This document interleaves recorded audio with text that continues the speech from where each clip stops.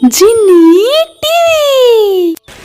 धौलपुर गांव में चंदन नाम का एक किसान रहता था। चंदन बहुत ही सीधा और ईमानदार था। उसकी पत्नी और एक बूढ़ी माँ भी थी। चंदन के पास एक छोटा सा जमीन का टुकड़ा था जिस पर वह खेती किया करता था। लेकिन पिछले कई सालों से चंदन की कोई भी फसल अच्छी नहीं हो रही थी। अजी सुनिए, अब तो घर में थोड़ा ही अनाज बचा है। माँ जी की तबीयत भी ठीक नहीं रहती। उन्हें तो मैं भूखा भी नहीं रख सकती। जी, आपने कुछ सोचा है आगे क्या करेंगे आप? मैं जानता हूँ सुंदरी, पर तुम ही बताओ मैं क्या करूँ। रोज मैं बहुत मेहनत करता हूँ, लेकिन न जाने मेरी फसल हर बार खराब क्यों हो जाती है।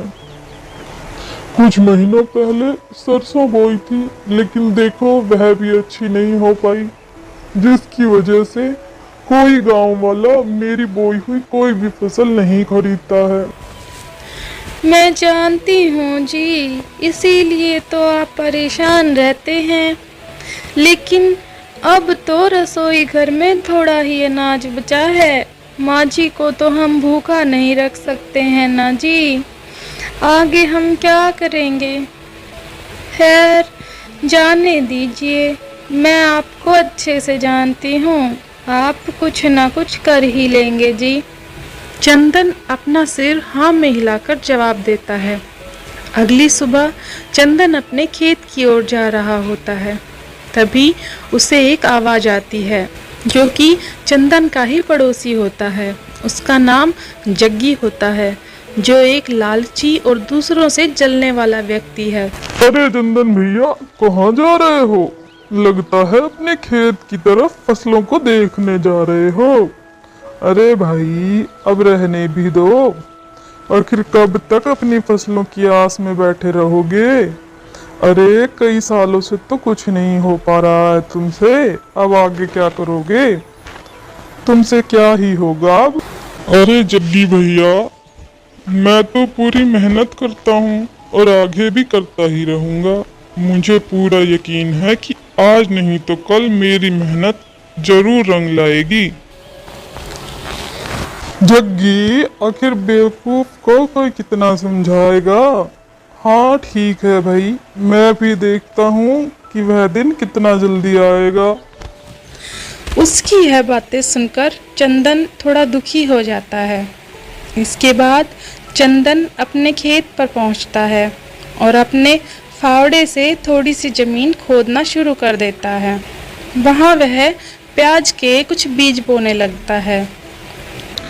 मैंने प्याज के नए बीज बो दिए हैं। भगवान करे इस बार मेरी फसल अच्छी हो जाए।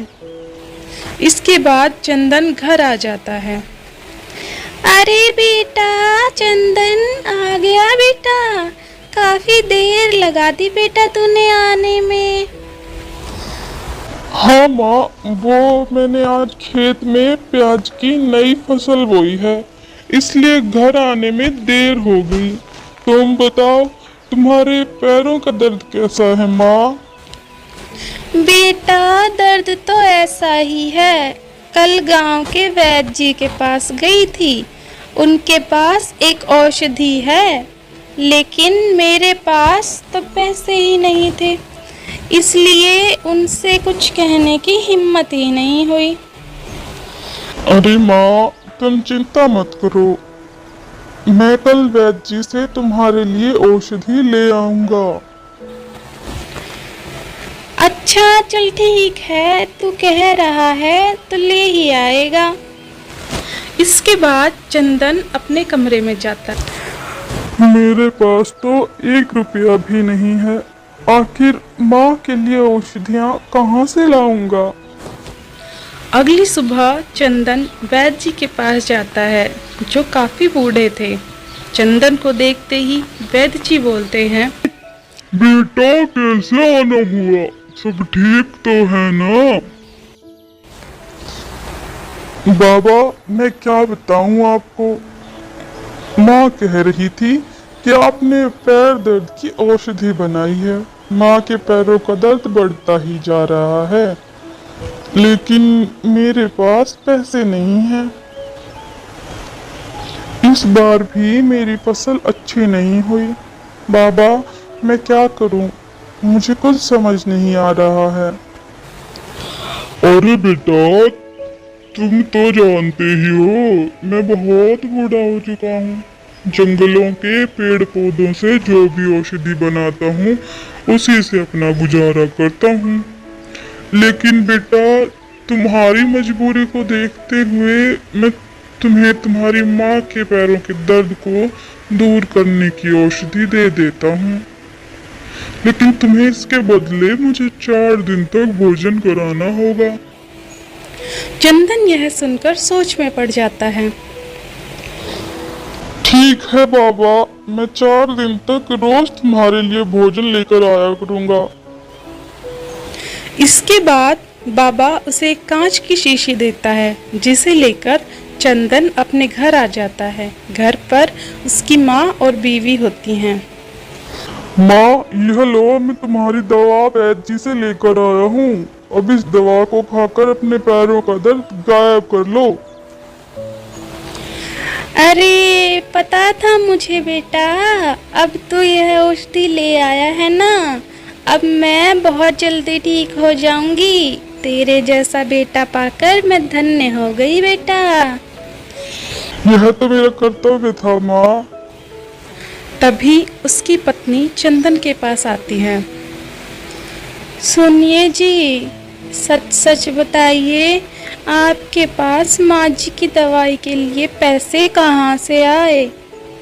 क्या किसी से आपने उधारी ली है? नहीं नहीं भाग्यवान, मैंने किसी से उधारी नहीं ली। वैद्य जी ने पैसे नहीं लिए, लेकिन ये वो क्या कह रहे हैं? बताइए ना, वैद्य जी को देने के लिए पैसे कहाँ से आए आपके पास?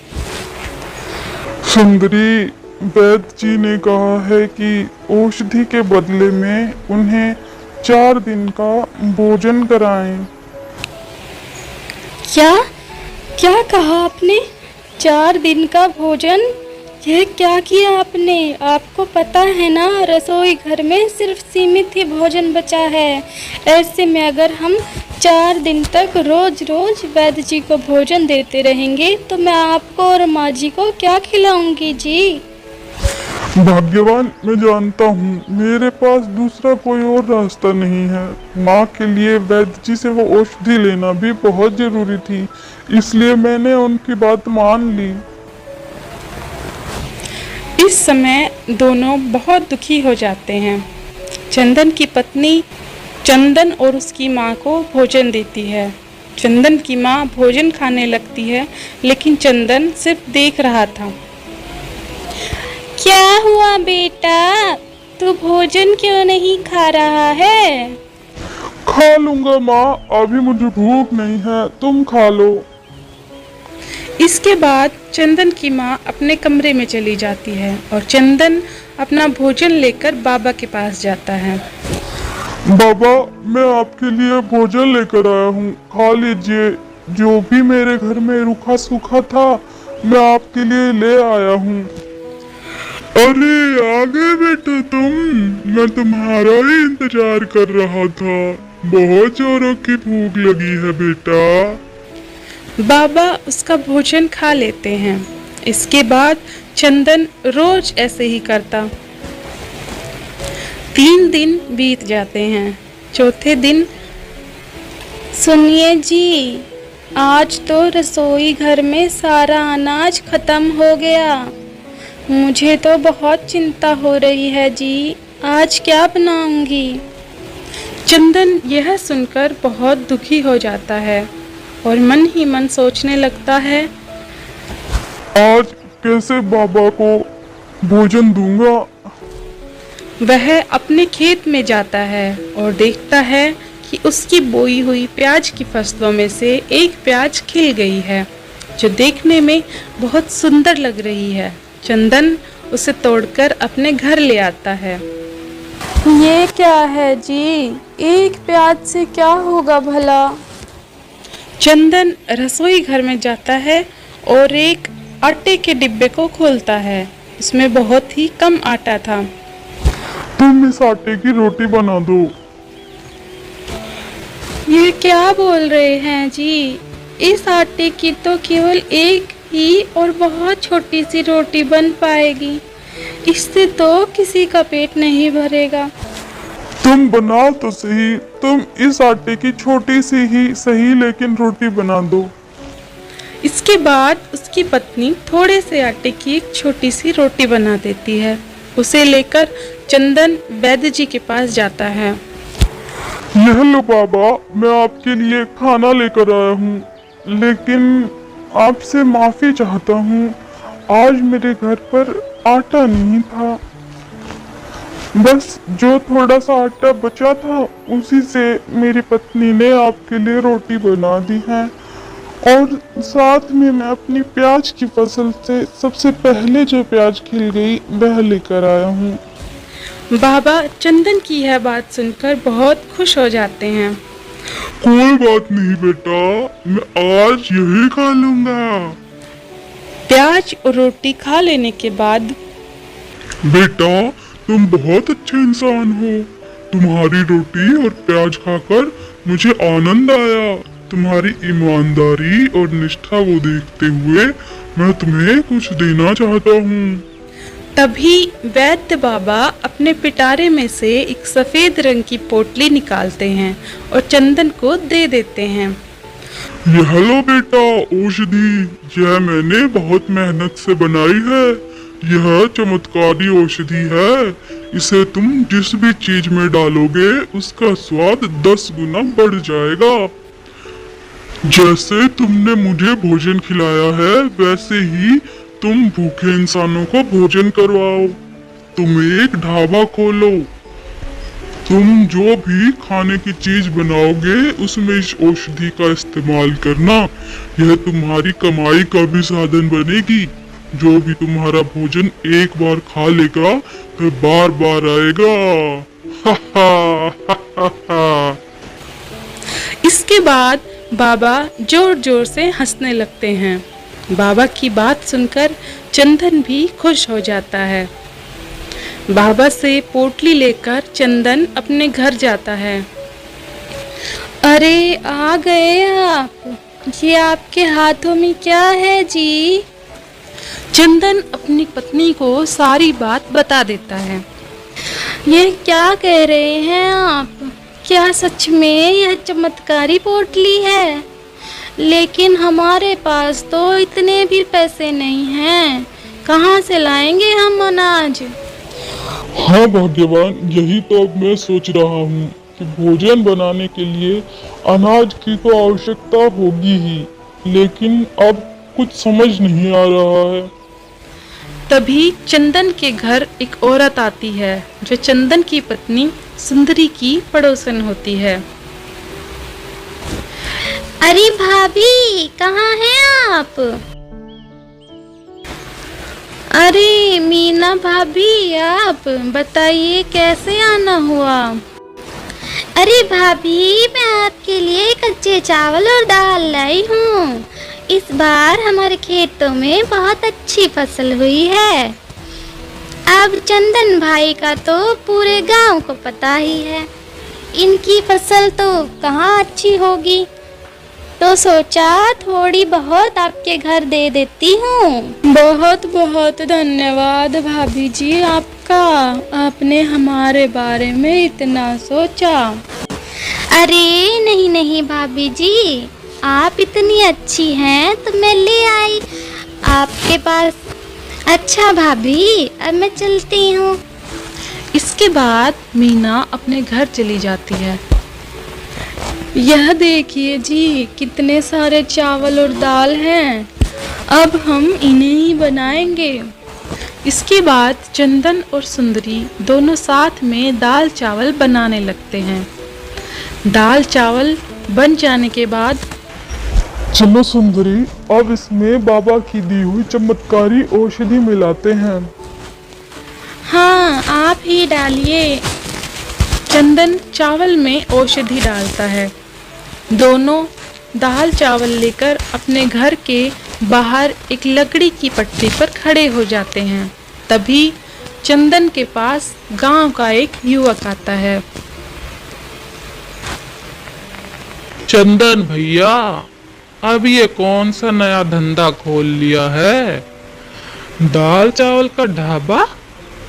पर मुझे लगता नहीं कि यह चलेगा भैया। अरे भाई, एक बार खाकर तो देखिए।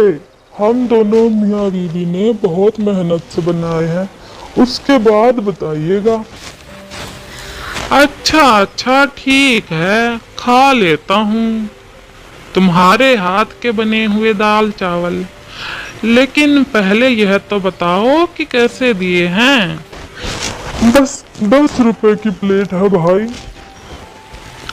हाँ ठीक है भाई, लगा दो। इसके बाद चंदन की पत्नी उसे एक प्लेट दाल और चावल देती है। युवक दाल चावल खाता है। अरे भाई, इसमें तो बहुत स्वाद है। ऐसे दाल चावल तो मैंने कभी नहीं खाए। जरा एक प्लेट और लगा दो। चंदन और उसकी पत्नी बहुत खुश हो जाते हैं। यह सब जग्गी छुपकर देख रहा था। यह सब देखकर जग्गी को बिल्कुल भी अच्छा नहीं लगा। अच्छा अच्छा, तो इस चंदन ने नया रास्ता खोज निकाला है। अब पूरे गांव में इसकी वाहवाही होगी। नहीं नहीं, मैं ऐसा नहीं होने दूंगा। मुझे कुछ करना होगा। वह चंदन के ढाबे के पास गया। अरे चंदन भाई, कैसे हो? आज बड़े जोरों की भूख लगी है। जरा एक प्लेट दाल चावल तो लगा देना। अरे भाई, अब तो दाल चावल खत्म हो गए। अरे भैया, माफ करना, दाल चावल तो खत्म हो गए, कल आना। यह भी कोई बात हुई चंदन भाई? इतने मन से आया था तुम्हारे ढाबे पर। खैर, अब जाने दो, अच्छा चलता हूँ। अच्छा रुको भाई, मैं अभी तुम्हारे लिए दाल चावल बना देता हूँ। हाँ हाँ ठीक है भाई, बना दो। तभी चंदन को थोड़ी दया आ गई। चंदन जग्गी के लिए दाल चावल बनाने लगता है और देखते ही देखते चंदन अपनी सफेद पोटली में से उस औषधि को निकालता है और बाबा द्वारा दी गई औषधि को दाल चावल में डाल देता है। यह सब जग्गी बहुत ध्यान से देख रहा था और मन ही मन सोचता है, अच्छा, तो यह राज है इसके इतने स्वादिष्ट दाल चावल का। इसकी वजह से ही इसके दाल चावल गांव भर में इतना स्वादिष्ट हो रहे हैं। तभी चंदन जग्गी को अपने बनाए दाल चावल देता है। ये लो भाई, खाओ मेरे दाल चावल। दाल चावल खाकर जग्गी कहता है, भाई मजा आ गया खाकर। तुम्हारे दाल चावल काफी स्वादिष्ट हैं। अच्छा भाई, अब मैं चलता हूँ। थोड़ी देर बाद जग्गी फिर से वापस चंदन के ढाबा पर आता है और देखता है ढाबे पर कोई नहीं है। वह चुपके से सफेद पोटली उठा लेता है और अपने घर ले जाता है। अब ये हुई ना कुछ बात। अब मैं देखता हूँ उस चंदन के दाल चावल कैसे बिकते हैं। अब मैं अपना ढाबा खोलूंगा और खूब सारे पैसे कमा लूंगा। उधर चंदन को जब अपने ढाबे पर चमत्कारी पोटली नहीं मिलती है तो वह और उसकी पत्नी बहुत दुखी हो जाते हैं। अब हम क्या करेंगे जी? यहाँ से पोटली कौन ले जा सकता है? मुझे तो खुद समझ नहीं आ रहा, अब क्या होगा। चंदन वापस उसी बाबा के पास जाता है। बाबा, वो पोटली जो आपने मुझे दी थी वह किसी ने चोरी कर ली है। अब क्या होगा बाबा? अब कैसे मेरे हाथ से बने दाल चावल लोगों को पसंद आएंगे? ओ बेटा, तुम चिंता मत करो। जिसने भी वह पोटली चुराई होगी उस पर उस औषधि का उल्टा असर होगा। लेकिन बेटा, तुम उदास क्यों होते हो? तुम तो बहुत मेहनत और लगन से दाल चावल बनाते थे, तभी तो सभी गांव वाले तुम्हारे बने दाल चावल इतना पसंद करते थे। हाँ, मेरी दी हुई औषधि स्वाद को थोड़ा बढ़ा जरूर देती है, लेकिन तुम्हारी सच्ची निष्ठा और लगन के आगे उसका इतना महत्व नहीं है। तुम जाओ और फिर से अपने ढाबे पर जाकर उसी प्रेम और निष्ठा भाव से दाल चावल बनाओ। तुम देखना, गांव वालों को तुम्हारे बनाए हुए दाल चावल बहुत पसंद आएंगे। ठीक है बाबा, मैं चलता हूँ। इसके बाद चंदन अपनी पत्नी के साथ फिर से दाल चावल बनाना शुरू कर देता है। उधर जग्गी भी अपना ढाबा खोलता है। वह खूब सारे दाल चावल बनाता है और उसमें वही औषधि मिलाता है जो उसने चंदन के ढाबे से चुराई थी। गांव का एक व्यक्ति जग्गी की दुकान पर आता है। अरे भाई, जरा एक प्लेट दाल चावल तो लगा दे। हाँ भाई, अभी लगा देता हूँ। जैसे ही वह आदमी जग्गी के हाथ के बने दाल चावल खाने लगता है, उल्टियां करने लगता है। अरे ये क्या बकवास दाल चावल बनाए हैं तन्ने? जब बनाना ही नहीं आवे तो क्यों बेचते हो? अरे क्या हुआ भाई, क्या दाल चावल पसंद नहीं आए? पसंद आने की तो बात ही दूर है, इतने खराब दाल चावल तो मैंने अपनी जिंदगी में कभी ना खाए। तुम ही खाओ ऐसे दाल चावल अपने। इसके बाद गुस्से में वह आदमी वहां से चला जाता है। आखिर ऐसे कैसे बने हैं? मैं भी तो खाकर देखता हूँ। अरे इतने कड़वे बने हैं ये तो, इसमें तो मुझे ही उल्टी आ जाएगी। छी छी छी छी। हे भगवान, अब कौन मेरे बने इतने सारे दाल चावल खाएगा? इतने सारे दाल चावल बनाने के लिए तो मैंने अपनी सारी जमा पूंजी लगा दी। ये क्या कर दिया मैंने? और जग्गी बहुत तेज तेज रोने लगता है। चंदन और उसकी पत्नी बहुत मेहनत से बिना औषधि के दाल चावल बनाते हैं। सभी गांव वालों को वो बहुत पसंद आते हैं और उनके ढाबे पर फिर से लोगों की भीड़ लगना शुरू हो जाती है। बिना औषधि के चंदन का ढाबा पहले की तरह चलने लगता है और चंदन हंसी खुशी अपनी माँ और पत्नी के साथ रहने लगता है। चैनल को लाइक, शेयर और सब्सक्राइब जरूर कीजिए। बेल आइकन दबाकर नोटिफिकेशन को ऑन कर दीजिए।